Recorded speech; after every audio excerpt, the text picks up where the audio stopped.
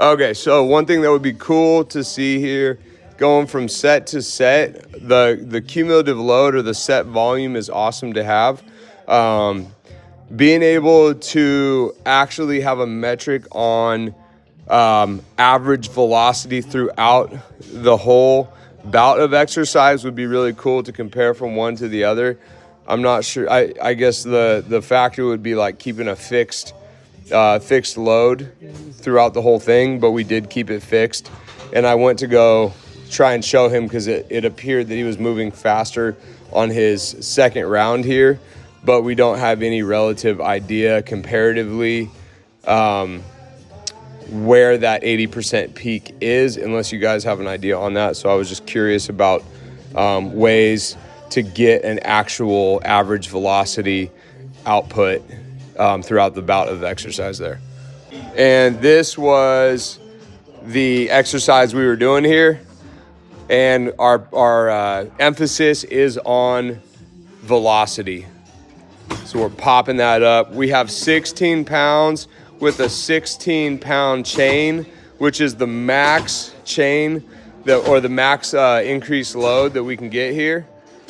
And then the cool thing to see would be the actual velocity here so that we could compare from one set to the other, especially with doing like tweaks in thought process like thrust the hips or drive to the ceiling, just so we can see how his output changes.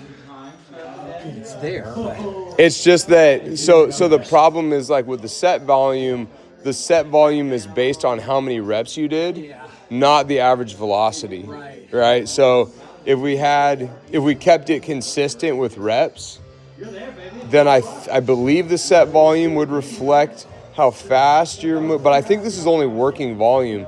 So even is there any way to get granular in this right here? That's what I want to be able to do is actually get numbers here. Okay. And so see what the velocity of each one of those is. Okay. Yeah, exactly. We're good to go. So I would love to have it something like this where we're getting feedback on the velocity of each rep, and then being able to reflect that when we do analytics on the back end there. So this is the average velocity of each one of these. Nice work.